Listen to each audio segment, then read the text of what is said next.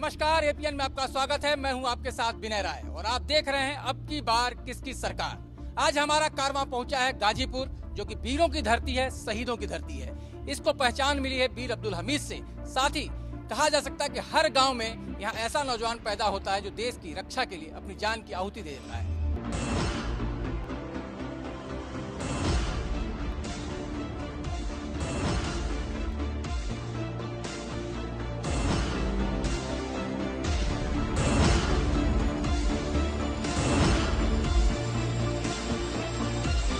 हमारे साथ जो खास मेहमान है, सबसे पहले मैं उनसे परिचय कराऊंगा और साथ ही गाजीपुर की जो महान जनता है जो सवाल पूछने के लिए तैयार है अपने जनप्रतिनिधियों से, उनसे भी तारुफ कराऊंगा। लेकिन सबसे पहले मैं परिचय कराता हूं यहाँ के तीन खास मेहमानों से, जो कि अब की बार किसकी सरकार के कार्यक्रम में अपने पार्टी का पक्ष रखने के लिए यहाँ मौजूद हैं। सबसे पहले गोपाल यादव जी, जो समाजवादी पार्टी का पक्ष रखेंगे।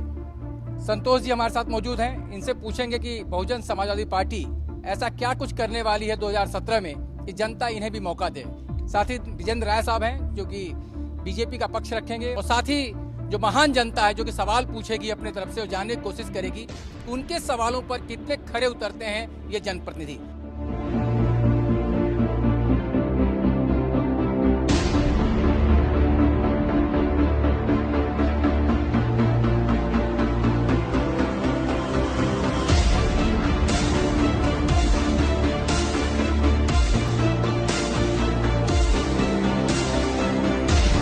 सबसे पहले गोपाल जी, आपसे, सरकार आपकी है, 5 साल का लगभग कार्यकाल समाप्त होने जा रहा है, दोबारा आपको जनता जनादेश क्यों दे? हमारे लोकप्रिय मुख्यमंत्री माननीय अखिलेश यादव जी ने उत्तर प्रदेश में ऐतिहासिक काम किया है। किसान के सवाल पर नहरों का पानी फ्री, सरकारी ट्यूबवेलों का पानी फ्री, आज तक किसी सरकार ने ऐसा निर्णय नहीं लिया था। नौजवानों के लिए, छात्रों के लिए 4,58,000 बेरोजगारों को नौकरी मिली है और रोजगार मिला है उत्तर प्रदेश में हमारे 4.25 साल की सरकार में। इस एवरेज से 1 लाख लोगों को, बेरोजगारों को हर साल नौकरी या रोजगार मिला है उत्तर प्रदेश के अंदर। माननीय मुख्यमंत्री जी ने 102, 108 एम्बुलेंस और दुनिया की सबसे बेहतरीन पुलिस व्यवस्था 100 डायल नंबर जो उन्होंने लागू किया उत्तर प्रदेश में। अमेरिका और फ्रांस और दुनिया के जो हमारे विकसित देश हैं उनकी व्यवस्था से भी भरी टेक्नोलॉजी से पूर्ण रूप से ऐसी योजना हमारे यहाँ उन्होंने लॉन्च किया है। और इस देश का सबसे बड़ा एक्सप्रेसवे जिसका उन्होंने शिलान्यास भी किया और उद्घाटन भी किया है। गाजीपुर में 500 बेड का अत्याधुनिक हॉस्पिटल जो है कि यहाँ पर मिला है, जो तैयार हो गया। यहाँ का जो नौजवान जो तमाम सरहदों पर शहीद होने का काम करता है देश की सुरक्षा में, उसके लिए इंटरनेशनल स्टेडियम, जिसके लिए बजट में 5 करोड़ की व्यवस्था हुई है। शहरों के अंदर अभी 215 नाली और सड़कों के सीसी और जितनी सड़क हैं अगल बगल की जो उत्तर प्रदेश सरकार की हैं, उनको पूर्ण रूप से उनकी मरम्मत कराई गई है शहर के अंदर। माननीय मुख्यमंत्री जी ने किसान बीमा, पता कर लीजिए, ये लोग कर लें, बाद में बोलेंगे, 5 लाख रुपया उसकी बीमा उन्होंने दिया कि दुर्घटना में सड़क, पुल, तालाब, नदी, कुआं में कहीं गिरने पर, पेड़ से गिरने पर अगर किसान की आकस्मिक मृत्यु होती है, उसके नाम से वो किसी जात धर्म मजहब का हो, अगर कुछ भी खतौनी में जमीन है तो 5 लाख रुपया उसे सरकार किसान बीमा देने का काम करेगी। अगर पूर्ण रूप से वो अपंग होकर घर पर बैठ गया तब भी 5 लाख मिलेगा और उसको तत्काल इलाज के लिए 50,000 रुपया, और अर्ध रूप से वो घायल है तो 2.5 लाख रुपया। बड़ी बड़ी योजनाएं हैं जो किसान के सवाल पर। मेडिकल कॉलेजों की 900 सीटें थी उत्तर प्रदेश में, माननीय मुख्यमंत्री जी ने सरकारी क्षेत्र में 1800 किया और प्राइवेट सेक्टर में 10-10 मेडिकल कॉलेजों को मान्यता देकर सीधे 1500 सीटें बढ़ी। और आज उत्तर प्रदेश के अंदर 500 एमबीबीएस के लड़के जो हमारे गाँव गरीब के हैं, आज वो एमबीबीएस करने का काम कर रहे हैं। राज्य आपका ये मानना कि जो आपने वादा किया था उसे पूरा किया है और आने वाले समय में जो वादे करेंगे उसे पूरा करेंगे। जनता के सवाल के साथ फिर दोबारा आपके पास आऊंगा। संतोष जी, आपने समाजवादी पार्टी का पक्ष सुना है, उन्होंने कहा कि जो वादे किए थे उनकी सरकार ने जनता से, उसे उन्होंने पूरा किया है और खासतौर से प्रदेशी नहीं, गाजीपुर का भी व्यापक विकास करने की कोशिश की है। आप भी जनादेश मांगने के लिए निकले हैं गाजीपुर की जनता से, जनता आपको वोट क्यों दे? मैं कहना चाहता हूं कि अभी हमारे बड़े भाई ने बताया, सारे वादे पूरा कर दिया।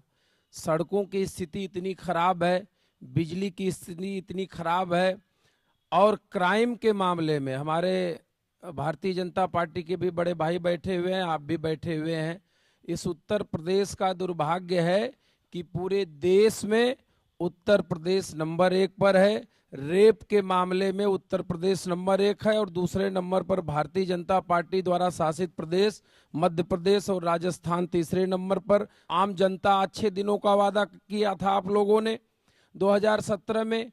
2000 इतना अच्छा दिन आ गया, सस्ता करने का, महंगाई बिल्कुल कम कर देंगे, अब महंगाई इतना कम कर दिए कि दाल 60 रुपया से लेकर के 170-200 रुपया पहुंच गई। जो आम आदमी गरीब था, जो नौजवान था, जो सपना सजाया था 15 लाख सबके खातों में डाल दूंगा, भाइयों और बहनों, हमारे सम्मानित प्रधानमंत्री जी उस समय बोले थे सबके खातों में, जितने लोग बैठे सबके खातों में 15-15 लाख रुपए भी चले गए। प्रतिवर्ष 2 करोड़ सरकारी नौकरियां देंगे, ये उन्होंने वादा किया था। आप बताइए, नौकरियों के हिसाब से उत्तर प्रदेश की आबादी जो थी, अब तक उत्तर प्रदेश में लगभग 50 लाख नौकरियां मिलनी चाहिए थी और आबादी के हिसाब से गाजीपुर को लगभग 50,000 नौकरियां मिलनी चाहिए थी। लेकिन मुझे लगता है कि 5,000 भी नौकरी यदि गाजीपुर के नौजवानों को मिल जाती तो हम लोग प्रधानमंत्री जी के बातों पर थोड़ा बहुत यकीन करते। हमें इस बात का बेहद अफसोस है कि एक प्रधानमंत्री के निर्णय से आज लगभग 100 से ज्यादा मौतें हो चुकी हैं और उस मौतों का जिम्मेदार कोई जिम्मेदारी लेने की स्थिति में नहीं है। इसलिए मैं आपसे कहना चाहता हूं, हम वादे नहीं बल्कि नेक इरादे के साथ चलते हैं। हमारा मंत्री, विधायक, सांसद या किसी जाति या धर्म का व्यक्ति हो, किसी ने यदि कानून को अपने हाथ में लेने की जरूरत किया तो उसकी जगह या तो जेल की सलाखों में थी या तो प्रदेश से बाहर जाकर के अपना जीवन गुजर करता था। विजेंद्र जी, आपने सपा का भी पक्ष सुना और बसपा के नेता का भी पक्ष सुना। अच्छे दिन के वादे की बात नरेंद्र मोदी की सरकार ने की थी, लेकिन सपा के मेहमान का कहना है कि अच्छे दिन तो उन्होंने दिखाए हैं, जो वादा किया वो भी पूरा किया, जो वादा नहीं किया तो उससे ज़्यादा भी कर दिया। आप लोगों ने जनता को लाइन में खड़ा कर दिया काले धन के नाम पर। यह आरोप सीधे तौर पर बसपा के नेता का है और उनका तो सीधे तौर पर मानना है कि जो मौत हो रही है उसके लिए प्रधानमंत्री जिम्मेदार हैं। आपको क्या लगता है कि काला धन हो या विकास की बात हो, जो 2014 के लोकसभा चुनाव में आप लोगों ने वादा किया था उसे पूरा किया है? जो काम इस देश के गरीब के लिए, चाहे वो हमारे पहले जो भी सरकार रही हो, जिसके मन पर नहीं आई थी, हमने जनधन खाता खोला, हमने सुरक्षा बीमा दिया। इस देश में पहली बार कोई प्रधानमंत्री हुआ जो 1 रुपए महीने 12 रुपए साल पर बीमा देने का काम किया। यह 1 रुपए महीने और 12 रुपए साल पर बीमा किसको मिला? इस देश की गरीब जनता को मिला। इस देश में भारतीय जनता पार्टी के नेता नरेंद्र मोदी ने, उन्होंने कहा कि जब मेरी मां खाना बनाते समय उसकी आंखों के सामने धुआं होता था और मुझे देख नहीं पाती थी, वह दर्द मुझे महसूस हुआ।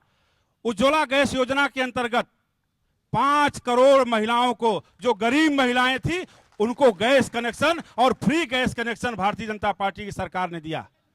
हमारे मित्र कह रहे थे, समाजवादी पार्टी के मित्र ने कहा कि किसानों के लिए योजनाएं बनाई, नहरों में पानी, ट्यूबवेल से पानी, फ्री पानी दिया। मैं कहना चाहता हूं, यहां उपस्थित इसी गाजीपुर की जनता है, अरे जब पानी खेत तक नहीं पहुंचेगा, पानी टेल तक नहीं पहुंचेगा, तो वो फ्री हो और चाहे वो पैसे से हो, उसका कोई मूल्य नहीं है पानी देने में। और मैं कहना चाहता हूं कि इस जिले का प्रभावशाली अब मंत्री नहीं है,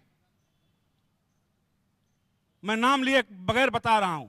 उनके क्षेत्र में 2 pump canal, Bharatiya Janata party का नेता होने के नाते मैंने धरना दिया था और प्रदेश सरकार से मांग की थी कि यहां जो जर्जर मशीनें हैं उनको ठीक कराया जाए और जनता को पानी उपलब्ध कराया जाए, नहरों तक पानी टेल तक पहुंचाया जाए।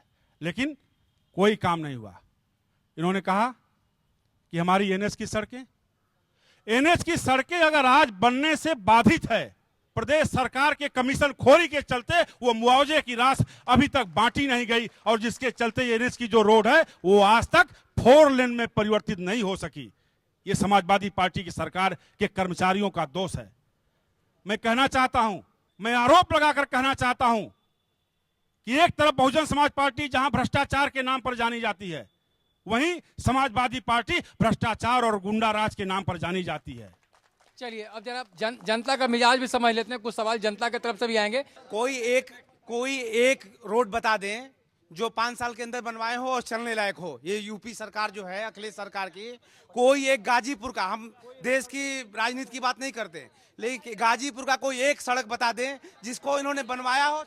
ठीक सर, मैं भारतीय जनता पार्टी से ये पूछना चाहता हूं कि ये लोग भारत माता की जय तो चिल्लाते हैं, लेकिन भारत माता के हत्यारे बुरहान वानी के परिवार को इन्होंने मुआवजा किस आधार पर देने की घोषणा की? अब दो सवाल है आपसे। एक नौजवान ने यहाँ सवाल पूछा कि एक सड़क बताइए जो कम से कम आपने पूरी करा ली। पहले अपना जवाब दीजिए, फिर मैं भाजपा के मेहमान पे जाऊं। अभी ये कठवा मोड़ से सिधागर घाट चले जाइए, सिंगल रोड थी, अब बहुत लंबी रोड है, कासमाबाद होकर गई है। 2 लेन बनकर 1.5 साल से तैयार है, जिस पर लोग चल रहे हैं। अभी गाजीपुर से बीर अब्दुल हमीद के घर से होती हुई रोड जाएगी। 17 करोड़ की लागत से नदी का किनारा बीच में 1-1 किलोमीटर छोड़ दिया जाए तो इसी प्रकाश नगर से भुतैया टांड से और हंसराजपुर नसीरपुर चौराहे तक वो रोड बन के कंप्लीट है, जिस पर लोग जा रहे हैं। 15 मिनट में दूरी को तय करते हैं। और 34 करोड़ की लागत से बीर अब्दुल हमीद, जिनको पूरा देश याद करता है, उनके घर से, उनके दरवाजे से रोड जाती थी टूटी, 34 करोड़ की लागत से बन रही है। वही पहितिया से बहरियाबाद, जिसका निर्माण चल रहा है, ये लोग देख सकते हैं, उसी रोड से 34 करोड़ की लागत से ये सड़क बन रही है। इनको दिखाई नहीं देता। अभी इसी सिंचाई विभाग चौराहे से 18 करोड़ की लागत से इस सदर विधानसभा में चोचकपुर तक की रोड बन रही है, अभी इनके सामने। इसके बाद ये रोडों के सवाल पर सैदपुर से बहरियाबाद 25 करोड़ काम शुरू है, जिस पर काम हो रहा है, सड़कें बन गई हैं, उसकी बात मैं कर रहा हूं। यही इंटरनेशनल रोड है बनारस से गोरखपुर इंटरनेशनल रोड है, जिसमें श्रीलंका से लेकर बौद्धिस्ट आते हैं, जापान, जर्मनी, जो भी इस दुनिया में बौद्धिस्ट हैं, कुशीनगर और सारनाथ जाते हैं। यहां से बनारस से लेकर और आप कुशीनगर तक, क्या मऊ तक चले जाइए।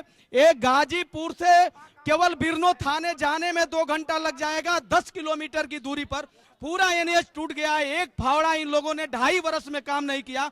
अब बसपा के पास तो कोई एजेंडा नहीं है। दूसरे मेहमान को विजयन जी, एक सवाल यहां से निकल कर आया, जो परिस्थितियां आज की तारीख में है, जो आपने वादा किया था 2014 में कि कश्मीर में अगर मेरा एक जवान शहीद होगा उसके बदले में हम 10 जवानों के पाकिस्तान के सर कलम कर लेंगे, तो वादा कहां गया?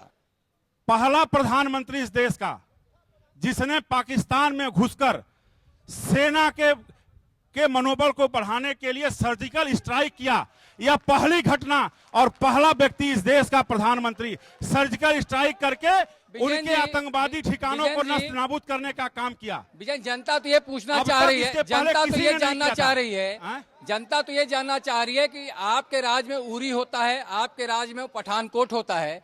जब अजमेर शरीफ में अगर यूपीए के सरकार के मंत्री जाते हैं तो आप कहते हैं बिरयानी खिलाने गए थे, और आपके प्रधानमंत्री सीधे नवाज शरीफ के घर पहुंच जाते हैं उनके मां का पैर छूने के लिए। ये कौन सा सवाल है? एक बात निश्चित रूप से होनी चाहिए, पहले हमने प्रयास किया कि बातचीत से हल निकल जाए, मित्रता का हमने संदेश दिया। इसी नाते जब एनडीए सरकार की नरेंद्र मोदी की ताजपोशी जिस दिन हो रही थी, अपने सभी पड़ोसी देशों को हमने आमंत्रित किया था, और इसी नाते किया था कि देश की सीमाओं पर किसी प्रकार का जो आतंकवाद चलाया जा रहा है उस पर रोक लगे और बातचीत का रास्ता प्रशस्त हो। लेकिन जब बातचीत को हमारे पड़ोसी ने मानने से इनकार किया और हमारे दोस्ती के हाथ को जब उसने हटाया, तब जाकर के हमने सर्जिकल स्ट्राइक के द्वारा जवाब दिया, और जोरदार जवाब हमने दिया।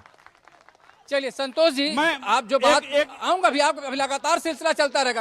विजयन जी जो बात कह रहे हैं उससे आप कितना इत्तेफाक रखते हैं? ब्रेक पे जाएं उससे पहले एक जवाब आपका मैं जरूर चाहूंगा। सर, मैं पहले आपसे एक बात बताना चाहता हूं, बहुजन समाज पार्टी का एक भी कार्यकर्ता आपको हल्ला करते हुए मिला?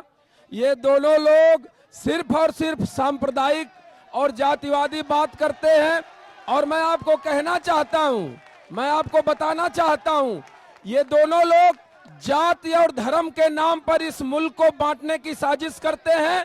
आप याद करिए, जब जब इनकी सरकार प्रदेश में होती है, केंद्र में ये लोग होते हैं, जात के नाम पर, धर्म के नाम पर इस मुल्क को बांटने की साजिश करते हैं। मैं सवाल करना चाहता हूं, जो इस मुल्क की पंचायत में जाकर के जो देश को बनाने वाले लोग हैं, यदि देश को तोड़ने वाली बात ऐसे लोग उस पंचायत में जाने वाले लोग करेंगे तो इस मुल्क का विकास कैसे होगा? हमारे साथ कांग्रेस के भी एक मेहमान जुड़ गए इस कार्यक्रम में, अमिताभ अनिल दुबे साहब। उनके पास भी आएंगे और जनता के मन में कई सवाल हैं, उसको भी समझने की कोशिश करेंगे। लेकिन सबसे पहले अमिताभ जी, आप थोड़ा देर से आए हैं। तीनों खास मेहमानों ने अपने अपने दावे रखे हैं कि 2017 में जनता उन्हें जनादेश क्यों दे। आपके तरफ से भी जनता के बीच में तमाम वादे किए जा रहे हैं और अभी तक ये तस्वीर भी साफ नहीं हो पा रही कि 2017 में आप अकेले लड़ेंगे या गठबंधन के सहारे जाएंगे।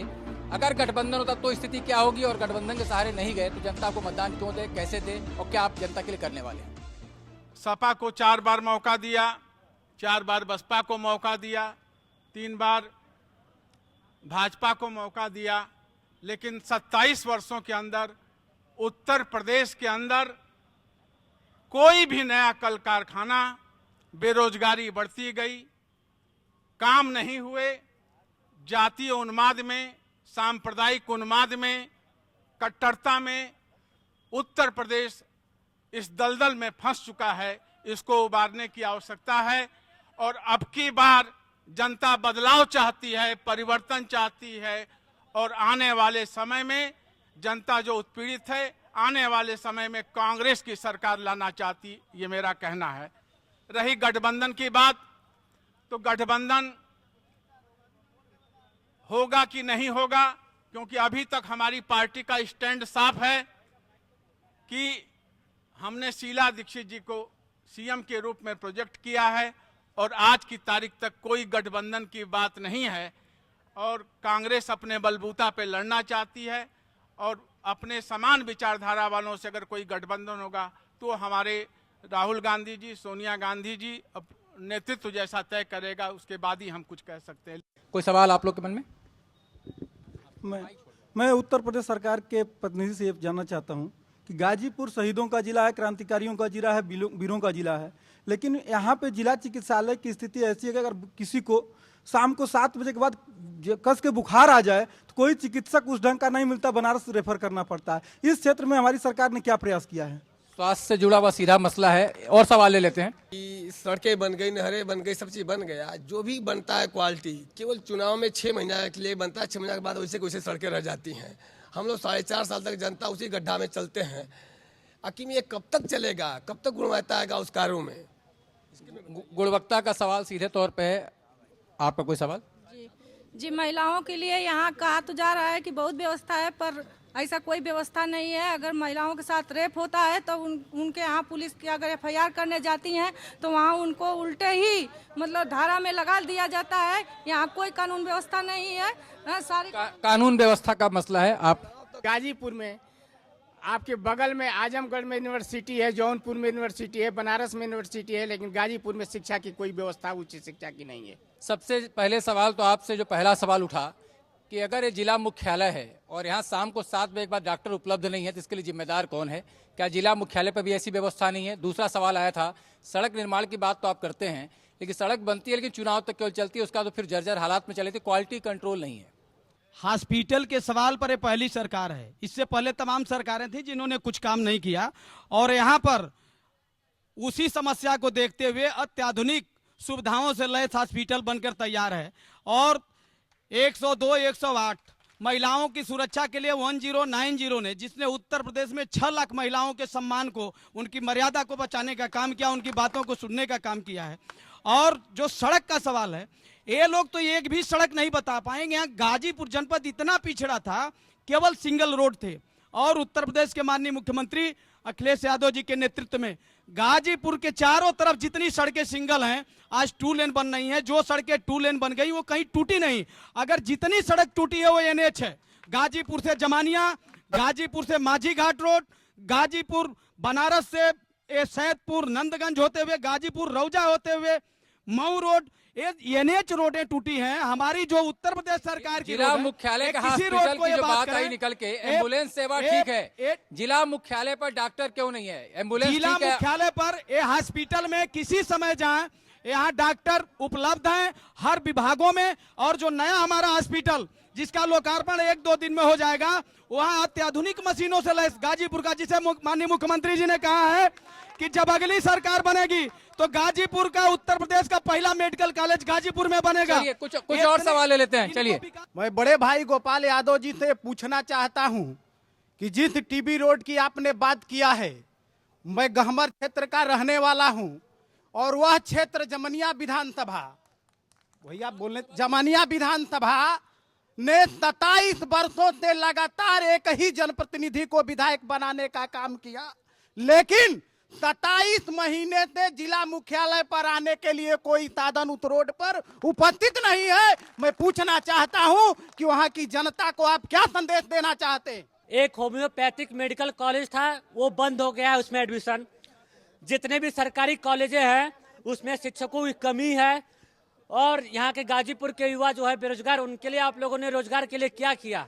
हम यह सपा सरकार से पूछना चाहते हैं कि जब यूपी में सपा की सरकार आई तो माननीय शिवपाल यादव जी ने बोला कि उत्तर प्रदेश की हर रोड गड्ढा मुक्त हो जाएगी। गड्ढा छोड़िए, आज इतने गड्ढे पूरे उत्तर प्रदेश में हैं जिनको भरने का काम ये कब करेंगे? सवाल ये है उत्तर प्रदेश शासन से, सरकार से, अभी भाई साहब गोपाल यादव जी कहे हैं कि केंद्र सरकार की सड़क है, मैं ये पूछना चाहता हूं कि आरटीओ किसका है, सेल टैक्स का अधिकारी किसका है? ये लोग खुद जो है उनसे प्रदेश सरकार मिलके जो है रोड पे ओवरलोड ट्रक चलवा के और रोड को तोड़वाती है। पूरे इंडिया का गड्ढा बराबर गाजीपुर का गड्ढा हो गया है, ये कब खत्म होगा? जमानिया जाने के लिए कितनी दूर है, जाके पूछिए वहाँ। सवाल जो आए तरह तरह के, उसमें सबसे बड़ी बात आई कि 27 साल से कोई व्यक्ति लगातार जनप्रतिनिधि है और ताकतवर नेता है, उसके बावजूद भी उसके क्षेत्र का विकास क्यों नहीं हुआ? 27 किलोमीटर चलने के लिए कोई जन सुविधा क्यों नहीं उपलब्ध है? और साथ ही विकास को लेकर जो बार बार बात कही जा रही है, कहीं न कहीं विभागों में भ्रष्टाचार है, चाहे टीओ हो चाहे वो राजस्व का कोई दफ्तर हो। मैं उस पर बता दूं, जो हमारे भाई, मैं चाह रहा था कि आज स्वस्थ चर्चा हो विकास के सवाल पर, ये लोग तो भटक गए, उस पर भी चर्चा हो जाएगी। जो इस सड़क का ये नाम ले रहे हैं, पर वो रूरल सेक्टर की सड़क थी, ग्रामीण इलाके की सड़क थी, उसे उसी जनप्रतिनिधि के द्वारा जिनका नाम ये ले रहे हैं 27 वर्षों के अंदर स्टेट हाईवे उसे बनाने का काम किया, एक प्रदेश से दूसरे प्रदेश से जोड़ने का। सिंगल रोड जो ग्रामीण रोड थी उसे 2 लेन बनवाने का काम किया। फिर बसपा की गवर्नमेंट में उस उपसा में उसे डाल दिया, जिसे स्टेट सेक्टर से कोई काम नहीं हो सकता था, उसे उपसा से निकलवा कर कैबिनेट ने 228 करोड़ रुपया देकर आज उस पर सीसी रोड वो बन रही है। बहुत इस गाजीपुर की पूर्वांचल की सबसे सुंदर रोड बन रही है। निर्माण कार्य, सारी अत्याधुनिक मशीनें वहां पर लगी हुई हैं। ये देख लें, इनको समझ में नहीं आता है। इनको तो पता नहीं है कि जो उत्तर प्रदेश में लाइन में बैंकों में लगे लोग जो मर गए, उसको हमारे यशस्वी मुख्यमंत्री जी ने 2-2 लाख रुपया मुआवजा दिया। ये संवेदना व्यक्त नहीं कर पाए, इन्हें पता नहीं चला कि लाइन में लगे लोग नोटबंदी में मर गए। तो जी आपके लिए कहीं है कि आपने जो सड़क उपसा में आपने डाल दी और दोबारा इनको कैबिनेट से निकाल के सड़क बनाना पड़ा, कहीं न कहीं उस सड़क न बन पाने के लिए जिम्मेदार आपकी सरकार है। इनकी जो सरकार है, जखनिया तहसील मुख्यालय यहाँ से लगभग 22-23 किलोमीटर होगी, वहां जाने में मात्र आपको 2 से 2.5 घंटा लगेगा। इतना बेहतरीन प्रदेश सरकार की सड़क है। और इसके बाद यहाँ से आपका बिरनो की दूरी जो है मात्र जो है 10 किलोमीटर होगी, और वहां पहुंचने में मात्र और मात्र 1.25-2 घंटा लगेगा। ये इनकी सड़क है। अब दोनों लोग बेहतरीन सड़कें बनाए हुए हैं, आप दूरी के हिसाब से समझ लीजिए कैसी सड़कें हैं। साहब 2007 में गाजीपुर में विधानसभा का चुनाव हुआ, उसमें 6 बहुजन समाज पार्टी के विधायक चुने गए। 2012 में फिर विधानसभा का जब चुनाव हुआ तो उसमें 6 समाजवादी पार्टी के विधायक हुए और 4 मंत्री हुए। अब कुछ कितने मंत्री नहीं है सबको पता है, मुझे उस पर चर्चा नहीं करना है। वो चर्चा सबसे ज्यादा लाजमी है कि जो अपनी सरकार के पैमाने पे खरा न मैं उसी पर आ रहा हूं। 2 कार्यकाल में 2007 से 2012 तक और 2012 से ये चल रहा है। गाजीपुर में इन दोनों कार्यकाल में 6 विधायक की संख्या लेकर के कितना विकास किए, ये खुद में अगर अपने कलेजे पर हाथ रख के बताएंगे तो बोल नहीं पाएंगे। वहीं दूसरी तरफ 2 सरकारों के बाद, इतने प्रतिनिधियों के बाद भी हमारे एक प्रतिनिधि मनोज सिन्हा जो आज गाजीपुर से सांसद हैं और देश के केंद्रीय मंत्री हैं, मैं कहना चाहता हूं और बड़े जिम्मेदारी के साथ कहना चाहता हूं विकास के सवाल पर आजादी के बाद से और अब तक जितना भी धन भारतीय जनता पार्टी के अलावा अन्य सरकारों में अन्य प्रतिनिधियों के द्वारा आया होगा, उससे अगर 1.25 गुना धन एक ही प्रतिनिधि ने इस जिले को नहीं दिया होगा, तो मैं कह रहा हूं जिम्मेदारी के साथ कि इस चुनाव में कह दूंगा पार्टी से कि कोई कैंडिडेट ना उतारे। इतनी जिम्मेदारी से मैं कहना चाहता हूं। अमिताभ अनिल दुबे साहब, आप तीनों मेहमानों को सुन रहे हैं और जनता के सवाल भी जिस तरीके आऊंगा अभी कई राउंड आऊंगा अभी, क्या अधूरी रह जाएगी जी। 2002 में समाजवादी पार्टी के समय का ही धर्मपुर से जमानिया घाट पर जो पुल बनाने का निर्माणाधीन पुल है, समाजवादी पार्टी के बाद बहुजन समाज पार्टी भी आई और उसके बाद फिर समाजवादी पार्टी की सरकार है। शिलान्यास के बाद और जो पिलर उस पर दिखाई दे रहे हैं, आप जाकर देख सकते हैं, कोई काम अब तक नहीं हुआ। यह समाजवादी पार्टी का विकास है। अमिताभ साहब, आप तीनों प्रतिनिधियों को भी सुन रहे हैं और जनता के सवाल भी आपके सामने है। आपके लिए बड़ा आसान है कह देना कि 27 साल से सत्ता में नहीं, इसलिए जो कुछ भी हुआ उसके लिए जिम्मेदार हुए हैं, अच्छा हुआ तो बुरा हुआ तो। लेकिन जो परिस्थितियां हैं गाजीपुर के विकास को लेकर के, कम से कम निष्पक्ष तौर पर आपको क्या लगता है, किसके दावे में कितना दम है? तीनों पार्टियों से मैं प्रदेश और देश की समस्या नहीं बतिया रहा हूं, केवल गाजीपुर बतिया रहा हूं। शहादत देने में, कुर्बानी देने में, स्वाधीनता आंदोलन में सबसे अग्रणी जनपद गाजीपुर, और यहाँ पे तीनों पार्टियों ने मिल करके कोई नया कल कारखाना नहीं लगाया, बल्कि जो कांग्रेस पार्टी ने नंदगंज चीनी मिल खोली थी, बड़ौरा सूती मिल खोली थी, आज चाहे बलिया हो, कताई मिल हो, चाहे चीनी मिल हो, पूर्वांचल की सारी मिलें बंद हैं। इन तीनों सरकारों से हम पूछना चाहते हैं कि आखिर क्यों नहीं सबका शासन आया, 4 बार सपा का और 4 बार बसपा का, 3 बार भाजपा का, ये क्यों नहीं बना और क्यों नहीं खुला और कब तक? चलिए, आपका कहना है कि जितने भी विकास नहीं हुए उसके लिए जिन जिन सरकारों ने अभी तक राज किया है वो जिम्मेदार है, चाहे वो बसपा की सरकार हो या सपा की सरकार हो, और बीच में कुछ दिनों तक भाजपा की भी सरकार थी, कम से कम आपके 27 साल की जो यात्रा है उसके दौरान। हमारे साथ गाजीपुर की महान जनता है और गाजीपुर के लोगों के मन में तमाम सवाल है अपने जनप्रतिनिधियों से। सबसे पहले सीधे चलते हैं जनता के पास, उसके सवाल लेते हैं और फिर प्रतिनिधियों से जानेंगे कि आखिर उनके लिए क्या जवाब है। क्या सवाल आपके पास? भारतीय जनता पार्टी झूठों की पार्टी है। ये इनका एक ही नारा 56 इंच का सीना है, झूठ बोलकर जीना है, केवल झूठ झूठ झूठ झूठ। आपका क्या सवाल है? मैं भारतीय जनता पार्टी के प्रतिनिधि से पूछना चाहता हूं कि आज तक 81 जवान शहीद हो चुके देश में, जिसमें गाजीपुर की सबसे अधिक बाहुल्यता रही है। कितनी सहानुभूति आप नौजवानों और देश के शहीदों के प्रति आपकी रही है? नोटबंदी आपने किया, गाजीपुर में कितने लोग मर गए, कितने नौजवान अपनी शादी के लिए दिन पड़ा हुआ था और पैसा के अभाव में अपना सूट और पैंट शर्ट नहीं बनवा पाए, उसका जिम्मेदार कौन है? ये हमें भारतीय जनता पार्टी के प्रतिनिधि से जवाब चाहिए। मैं सर्जिकल स्ट्राइक की दुहाई देने वालों से ये पूछता हूँ, सीधा भाजपा वालों से ये पूछता हूँ, अगर आपके सर्जिकल स्ट्राइक में इतने ही दम थे तो आज हमारे देश में क्यों इतने शहीद हो रहे जवान, क्यों शहीद हो रहे हैं? इसका जवाब भारतीय जनता पार्टी के प्रतिनिधि दे रहे हैं। 3 सवाल सीधे भारतीय जनता पार्टी से है कि आपने नोटबंदी तो कर दिया लेकिन तैयारी नहीं रखा। आप कहते हैं चाय पे शादी हो रही है, यहाँ चाय पे आजकल तलाक भी नहीं होता है। और दूसरा सवाल आया है कि इतने जवान शहीद हो रहे हैं सर्जिकल स्ट्राइक के बावजूद, शहादत के लिए जिम्मेदार कौन है? देखिए, दोनों के जिम्मेदार हमारे पूर्ववर्ती सरकारें हैं। और जो मैं कहना चाहता हूं कि आपने सवाल किया कि नोटबंदी पर, अगर हम सारी योजनाएं जनता के बीच में पहले से ही बताते तो आपको बताना नहीं है, आप हर जगह जा रहे हैं, समझ रहे हैं। उत्तर प्रदेश में जहां बहुजन समाज पार्टी के कार्यकर्ता हों, समाजवादी पार्टी के कार्यकर्ता हों, जहां गुंडाराज और भ्रष्टाचार का चरम हो, वैसे में अगर नोटबंदी की चर्चा पूर्व से की जाती और उसकी तैयारी पहले से की जाती तो जो ये भ्रष्टाचारी लोग हैं और बड़े माला, जो नोटों की माला छोटी मुंडी में डाल करके अपने जन्मदिन पर पहनते हैं, ये सब सावधान होते। विजयन जी, जो भ्रष्टाचार, विजयन जी, आपका ये कहना है कि अगर आप बता देते, नहीं, आपका ये कहना अगर आप बताते तो काला धन सफेद हो जाता। लेकिन आरोप तो आपके ऊपर है कि आपने कम से कम इसी नोटबंदी में सबसे ज्यादा जमीन खरीद ली, गोरखपुर में 248 मोटरसाइकिलें खरीद ली, तो आखिर काला धन जो था वो तो आई गया सामने। हमने जो भी, चाहे मोटरसाइकिलों का आपने चर्चा किया, पार्टी संगठन के हिसाब से जो मेरे पास जानकारी है, चाहे जमीन की आपने चर्चा किया, इन दोनों का चेक के माध्यम से पेमेंट किया गया है। ये आप जानकारी अगर आपके पास है तो ठीक, और नहीं तो आप कहेंगे तो जानकारी आपके पास उपलब्ध करा दी जाएगी। सवाल जरा सा। मैं भारतीय जनता पार्टी के बड़े भाई प्रतिनिधि से आपसे आग्रह करूंगा कि जब नोटबंदी का आपने फैसला लिया तो किसी भी बड़े फैसले लेने पर 193 में बहस होनी चाहिए।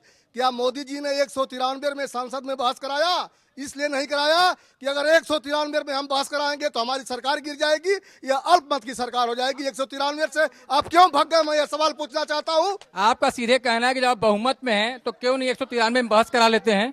मैं उत्तर प्रदेश सरकार से पूछना चाहता हूं कि प्रदेश की सरकार 4.5 साल की हो गई है। इस 4.5 साल में प्रदेश में बेरोजगारों को कितना रोजगार दिया गया और कितना बेरोजगारी भत्ता दिया गया? दूसरा सवाल, तमाम विभागों में भर्तियां खाली है, आज तक भर्तियां नहीं की गई है। तमाम विभागों में कर्मचारी कम है, विकास कार्य बाधित है। सरकार इसके लिए क्या की? नोटबंदी एक सबसे बड़ी समस्या है कि आपने नोटबंद तो किया, बहुमत में आप हैं, फिर भी चर्चा क्यों नहीं कराते हैं और चर्चा से भागने की कोशिश क्यों करते हैं? जनता भी चाहती है सदन में चर्चा हो। विपक्ष द्वारा स्वस्थ चर्चा के पर तैयार नहीं थी। और दूसरी बात कि जो इन्होंने कहा कि 193 पर बहस क्यों नहीं हुई, तो मैं फिर कहना चाहता हूं कि चोरे चोर मौसेरे भाई, ये जो भ्रष्टाचारी हैं और चोरों को बचाने की लगातार कोशिश कर रहे हैं, ऐसे उस सदन में, और मैं कहना चाहता हूं, मेरी भी मांग है आपके माध्यम से कि करोड़ों रुपए सदन चलाने में खर्च होता है। उस करोड़ों रुपए का जो खर्च है वो इस देश की गरीब जनता के द्वारा वो पैसा आता है। उस पैसे का भी जो सदन नहीं चला उसका भी हिसाब, और उस आधार पर इन पर जो मुकदमा दर्ज हो सकता है, इन पर भी दर्ज होना चाहिए। एक छोटा सवाल और, चोर को बचाने के लिए सवाल पूछा, और मैं पूछना चाहता हूं आपके माध्यम से कि क्यों नोटबंदी पर समाजवादी पार्टी को, बहुजन समाज पार्टी को या ममता को क्यों पीड़ा हो रही है, क्यों पेट में दर्द हो रहा है?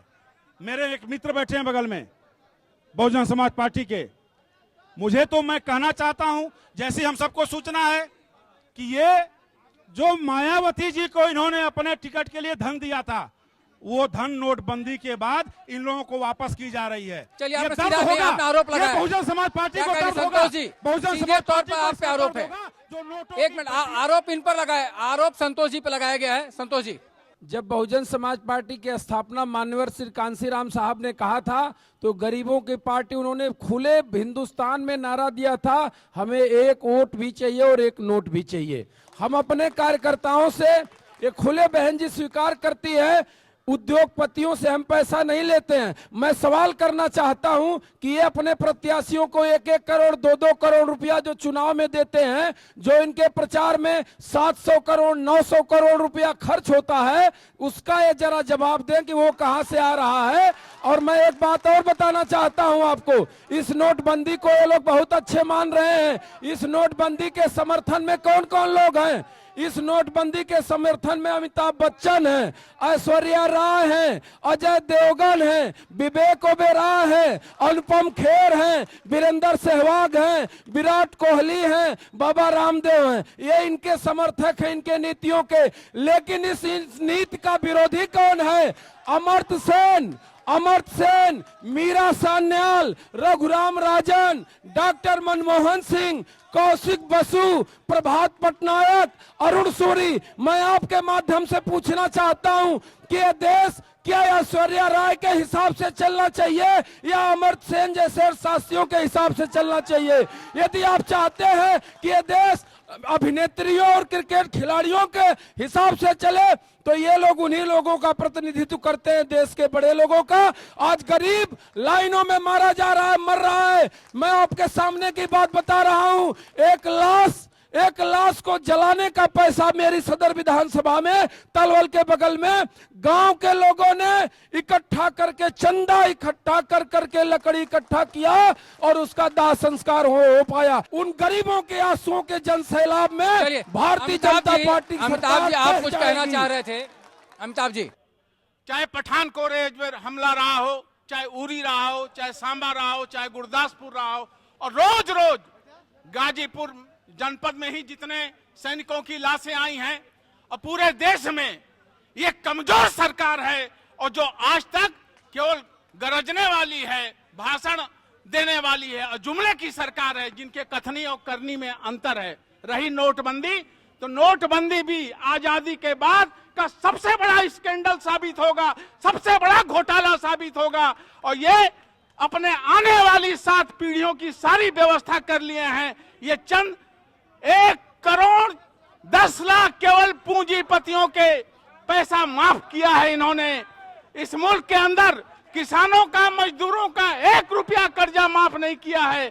125 मौतें हो चुकी हैं। हम पूछना चाहते हैं इसका जिम्मेदार कौन है और उनके लिए क्या किया जा रहा है। चलिए गोपाल जी, सीधे तौर पर आप सत्ता में और आपके राष्ट्रीय अध्यक्ष भी रक्षा मंत्री रहे हैं और कहा जा रहा है कि पहली बार सर्जिकल स्ट्राइक केवल बीजेपी ने की है। मुलायम सिंह यादव ने खुद कहा कि जब वो सत्ता में थे तो उन्होंने सबसे पहले उन्होंने स्ट्राइक किया था।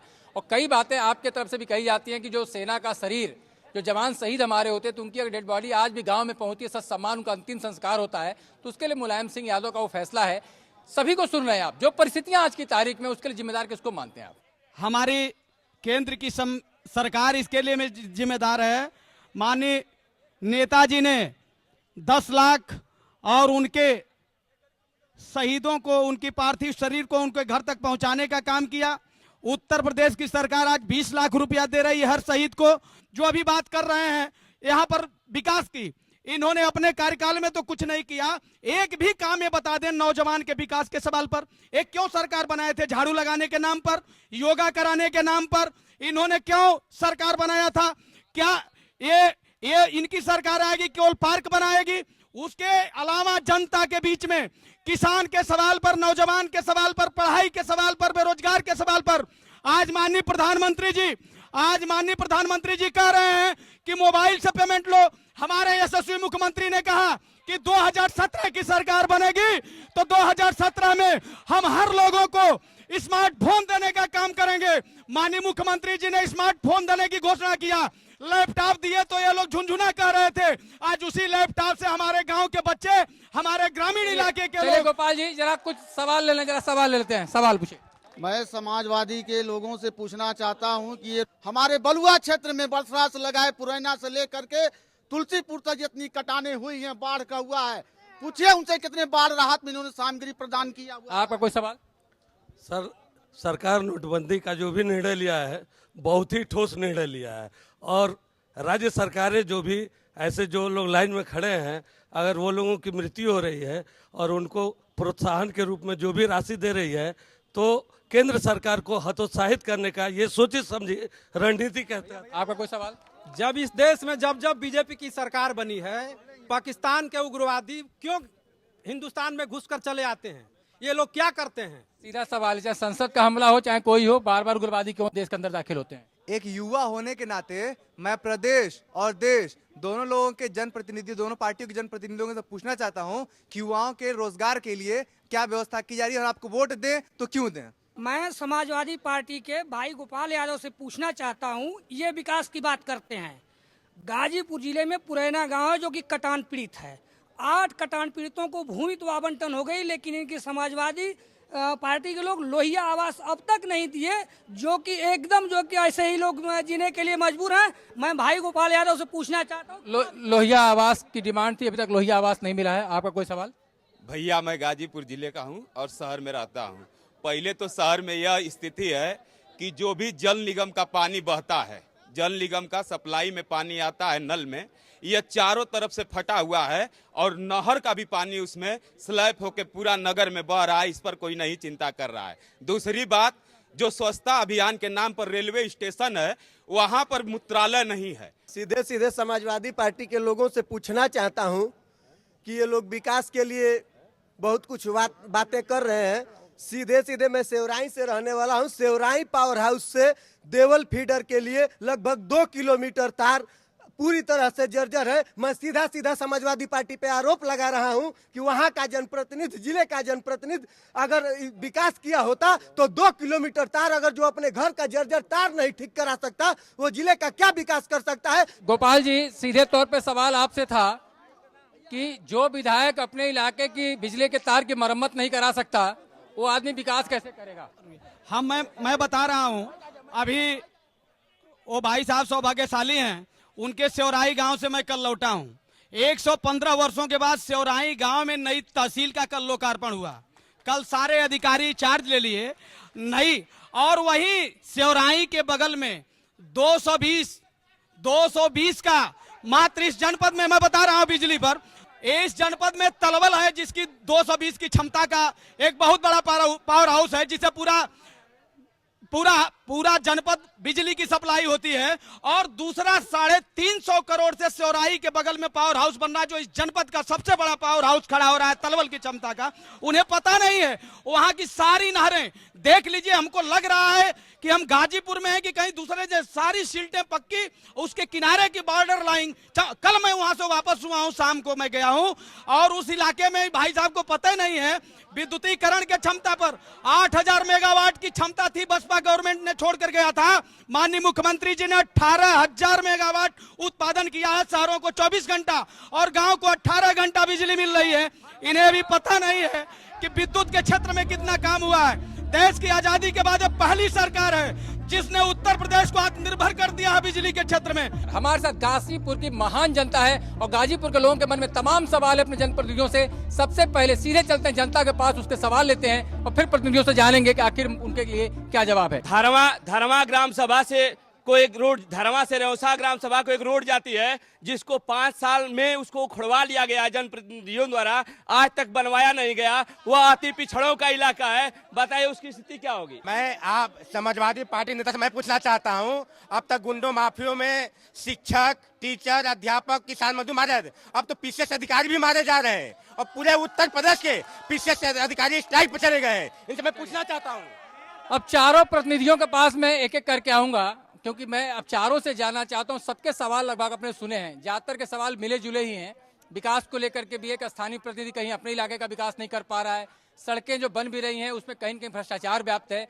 तब एक एक करके चारों से पूछना चाहते हैं कि 2017 में जनता आपको जनादेश क्यों दे? सबसे पहले अनिल साहब आपसे। जनता इसलिए हमको जनादेश दे कि चाहे अभी जो हमला किया जा रहा था, आज देश की जनता फिर इंदिरा गांधी की शहादत कुर्बानी को याद कर रही है, जिसने इस देश को बांग्लादेश बना करके, पाकिस्तान के 2 टुकड़े करके और इतिहास के साथ भूगोल भी बदल दिया। और उनकी शहादत और कुर्बानी और कांग्रेस पार्टी ने, और कांग्रेस पार्टी के समय जो काम हुए हैं विकास के, कभी जात के नाम पे, धर्म के नाम पे, भाषा के नाम पे, मजहब के नाम पे कांग्रेस ने कभी वोट नहीं मांगा है। और हम अपने इन कामों की बदौलत, चलिए विजेंद्र राय साहब, ये काम के बदौलत किसानों के लिए वोट मांग रहे हैं। 2017 में इनका कहना है कि किसानों के लिए काम करेंगे, जनता के लिए काम करेंगे, सुरक्षा के लिए काम करेंगे। आपको जनता जनादेश क्यों दे?